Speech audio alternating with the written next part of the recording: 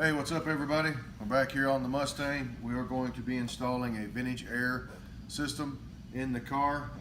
It is a more up-to-date air conditioning heat system, so it'll give you that heat and AC like new car instead of the old stuff, and it cleans everything up in the engine bay, so you don't have to have that big massive bulky air compressor that's, you know, the size of a small car. Cleans up the whole thing with having a smaller AC dryer, things like that. So this is the evaporator box. We're going to mock it up to get it inside the car under the dash, tuck it up in there nice and neat, so it's out of the way, out of sight. We've got our lines here for our heater core. The kit comes with some prefabbed lines.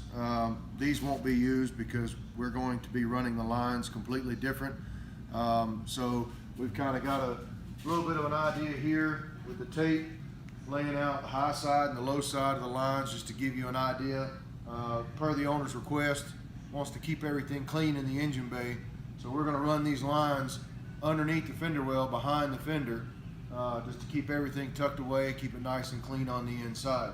So as I said, this shows you our lines coming in. That'll be coming from the condenser. We'll be coming around. We'll have our high side and everything coming in with a bulkhead around here to come through from the compressor on this side. Running back up, we're going to set our dryer up right around in this area here, right before it goes into the evaporator box on the inside of the car. So stay with us and we'll keep you up to date. Make sure you like and subscribe. Thanks.